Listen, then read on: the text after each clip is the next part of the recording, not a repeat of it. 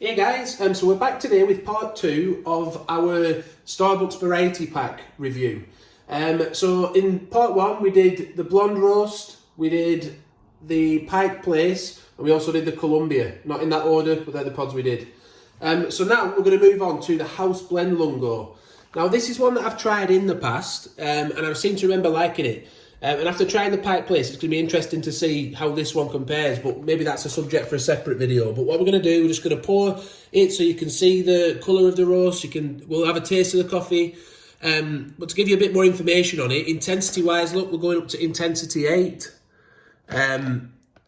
We can see that on the bar there, so we're heading into the top, almost in the top range, but top of the medium. It says it's deceptively simple. Apparently it's the first coffee they ever did. A blend of Latin American beans roasted to a glistening dark chestnut colour. Loaded with flavour, balancing tastes of nut and cocoa. Just a touch of sweetness from the roast. This coffee is our beginning, the very first blend we ever created for you back in 1871, that would be a long time ago, 1971. A true reflection of us and the delicious cup of coffee, period. Now, like I say, we have done this one in the past, but I've had a lot more black coffee and a lot more Lungo since then. So I'm going to be interested to try this one again. So we'll get it poured now. So again, just a quick look at the pod for you before we put it in.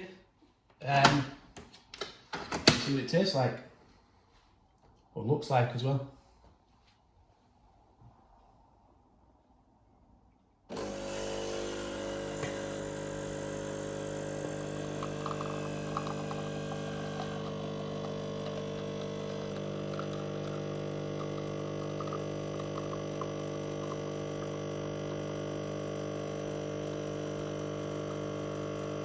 Smells really nice, really good.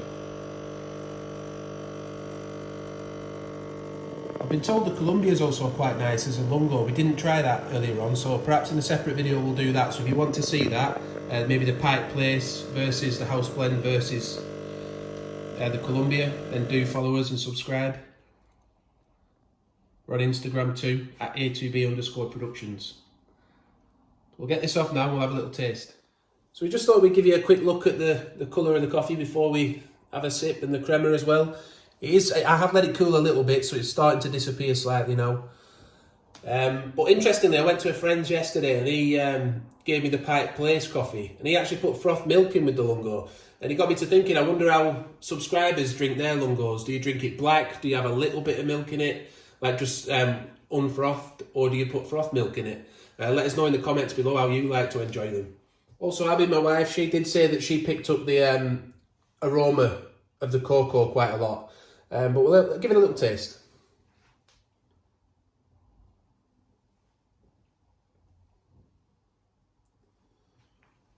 Yeah, you can definitely get that, and you do get the nuts as well. To be honest, I'm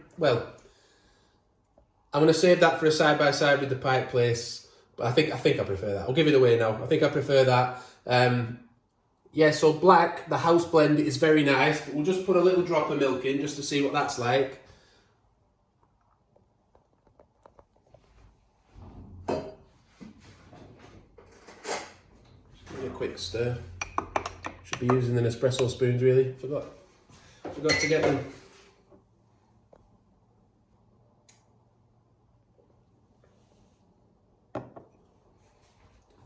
It is nice, but to be honest with this one, I liked the flavour of it black. I felt it had a really nice balanced black, and it's lost a bit of its oomph with milk, but it's still nice to drink. Just having a few more sips of it as well off camera, it made sense why they've called it the House Blend, because I think it will just appeal to most people. The Pike Place was quite striking. This one, definitely, the House Blend is a lot more just middle of the road, but very, very nice. Have you had this one? How do you like it? Do you like it with milk, black? Let us know in the comments. So we'll move on now to the Caffe Verona Intensity 10.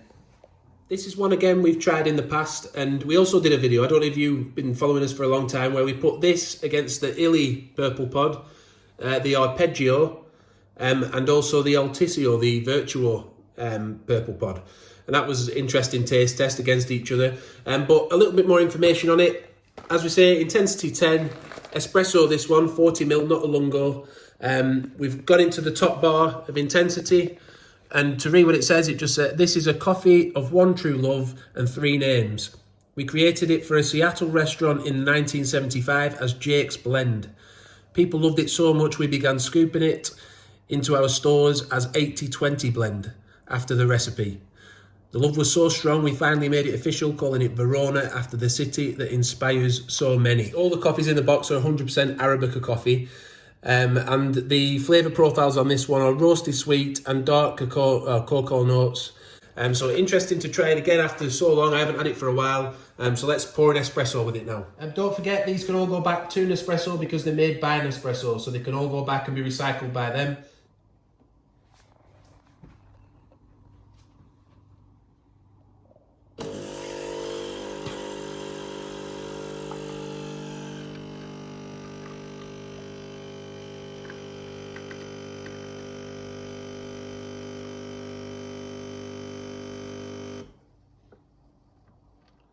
So we can see them, we're getting a nice dark rich coloured coffee now. We did mention actually the aroma, it smells similar to the house blend that we just looked at a minute ago. And I think that's because on the description it says cocoa again, doesn't it? So that's obviously playing a big part in this one. But this one is supposed to have a roasty sweet edge to it as well. So we'll have a little taste.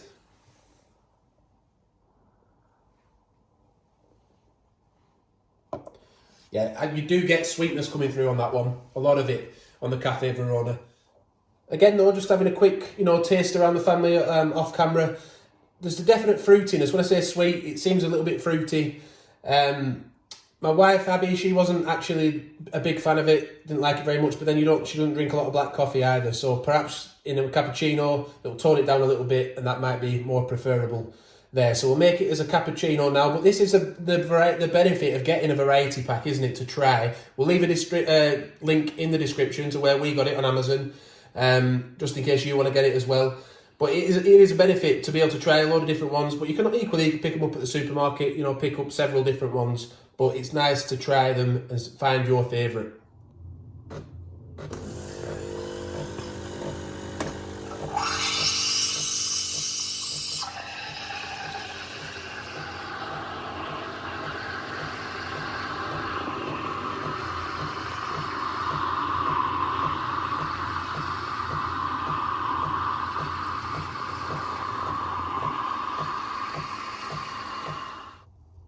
So there was a slightly bitter edge on the espresso. There is a bit of bitterness coming through. So let's see if it balances it out and whether it holds its own with just one pod in a cappuccino.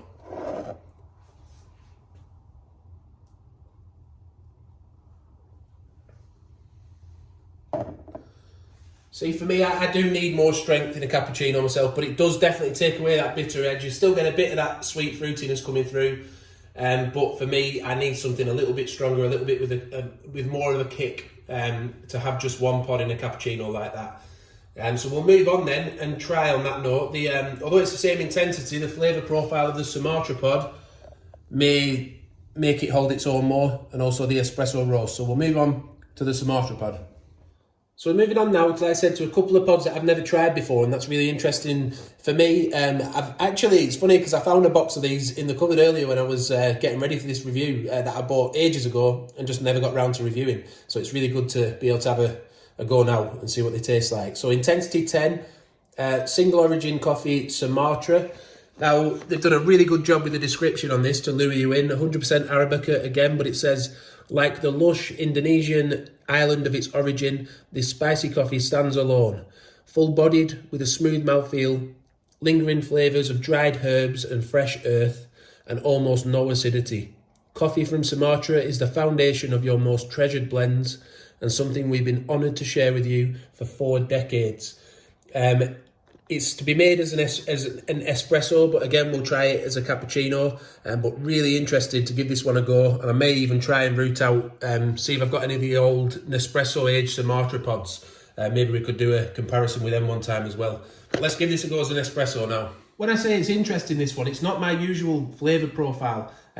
Spicy coffees, and it's not the thing I usually go for. So that's why I'm interested to try it, but we'll see if I like it as well, because it's very different to what I would usually drink. Let's pour it as an espresso, see what it tastes like.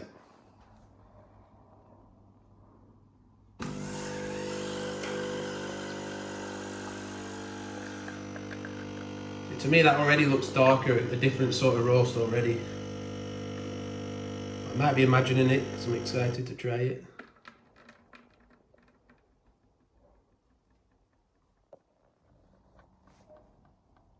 So we can see a really nice, dark, rich colour on the espresso, can't we?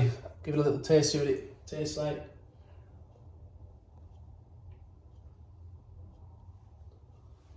Yeah, there's definitely a lot of spice coming through there. I'm just trying to see if I can get these lingering herbs that it says. And you can start, it does sort of start to come through afterwards, a little bit of an earthy, herby taste.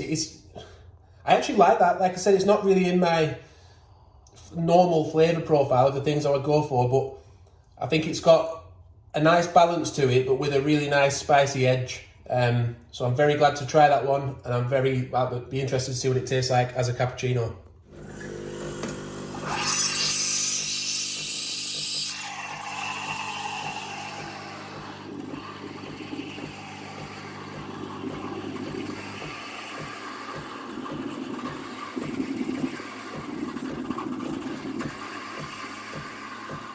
So there's a definite difference there as to how dark that coffee is, given anything we've tasted so far, I think, in this review, and the last one as well. Don't forget to check out part 1.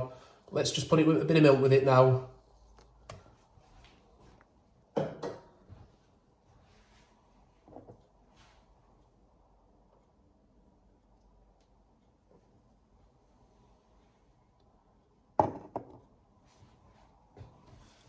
So there is a bit of spice coming through still.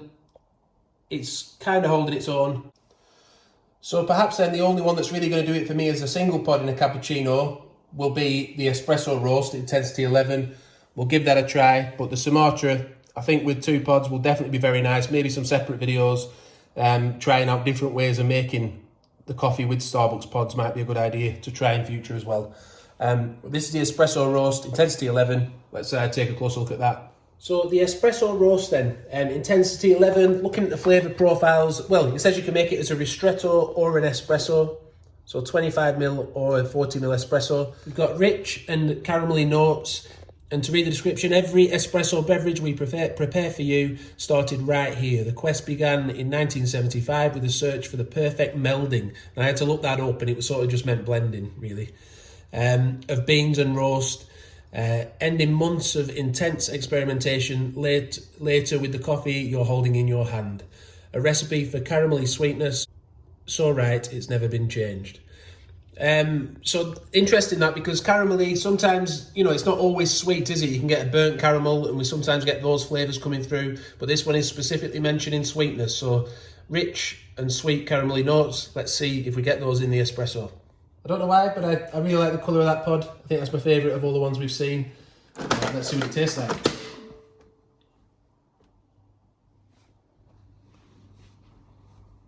little bit heavy-handed there.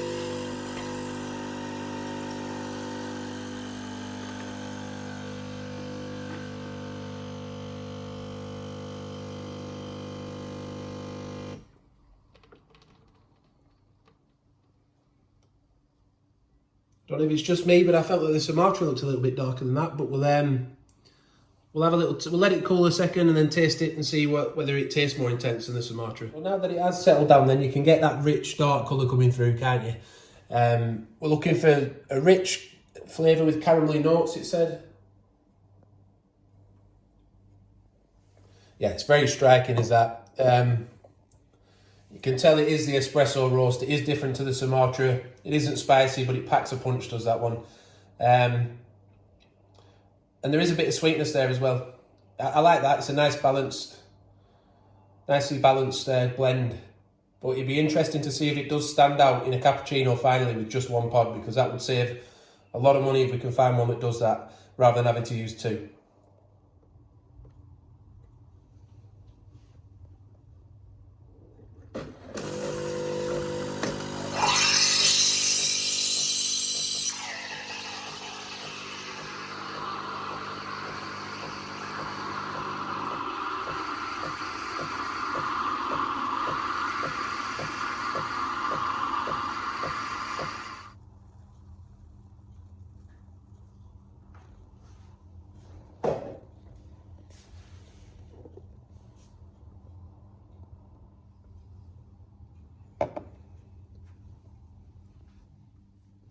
So it's getting there. It's still, I must like really intense coffee because it's still not quite there. For me in that sense as one pod in a cappuccino, but I'd say it's lost the edge that it didn't have an edge though. This thing, it was still quite balanced even though it was intense. It was still quite a balanced espresso.